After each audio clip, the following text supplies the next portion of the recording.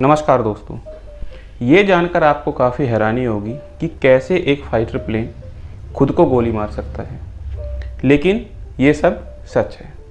तो आइए फ्रेंड्स, अब बिना किसी टाइम को वेस्ट किए हुए ये समझने की कोशिश करते हैं कि ये सब कहाँ, कब और कैसे हुआ।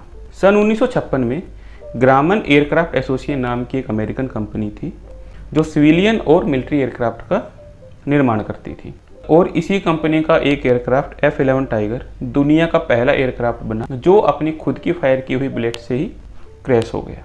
देखिए, ये कंपनी अपनी एयरक्राफ्ट F-11 टाइगर को टेस्ट कर रही थी, और जब 21 सितंबर 1956 को कैप्टन थॉमस एट्रिक इस एयरक्राफ्ट में टेस्ट फ्लाइट के लिए उड़ान भरने वाले थे तो उनकी नज़र कुछ स्क्रैचेस पे पड़ी। टेक्निकल टीम ने इन स्क्रैचेस का एनालिसिस किया और उन्होंने बताया कि ये कोई मेजर स्क्रैचेस नहीं है।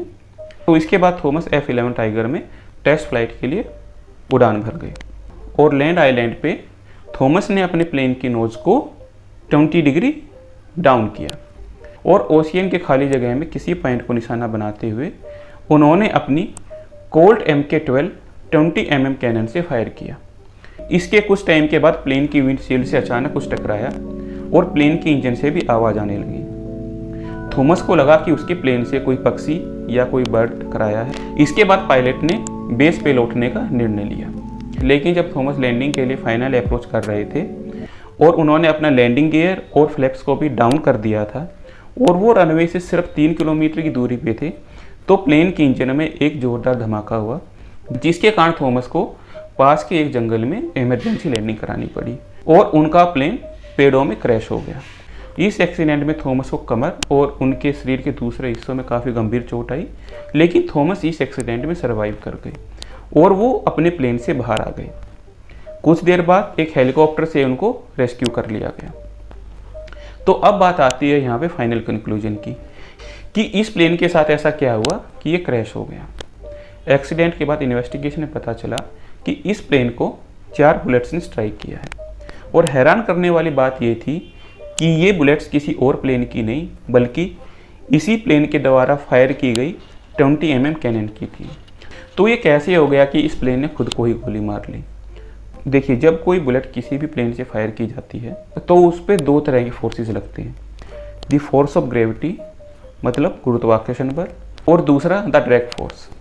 जो फोर्स ऑफ ग्रेविटी है वो बुलेट को ज़मीन की साइड खींचता है, ड्रैग फोर्स जो कि एयर फ्रैक्शन की वजह से पैदा होता है वो बुलेट की रफ्तार को धीमा करता है। इसलिए कोई भी बुलेट फायर होने के बाद एक सीधी लाइन में नहीं बल्कि एक पैराबोलिक पाथ पे ट्रेवल करती है।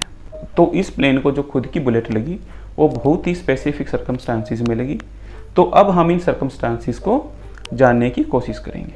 देखिए, जब इस प्लेन ने पहला बुलेट फायर किया तो उस टाइम इस प्लेन की नोज 20 डिग्री झुकी हुई थी, और थॉमस ने जैसे ही पहला राउंड फायर किया तो उसके बाद उसने इस प्लेन की स्पीड को इंक्रीज कर दिया और इसके नोज एंगल को 20 डिग्री से और भी ज़्यादा डाउन कर दिया।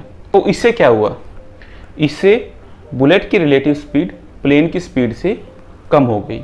यानी अगर आसान शब्दों में हम बात करें तो इस टाइम प्लेन की स्पीड ज़्यादा थी और बुलेट की स्पीड कम थी, और प्लेन की नोज डाउन होने की वजह से जो इसकी हाइट थी वो भी लगातार कम होती जा रही थी।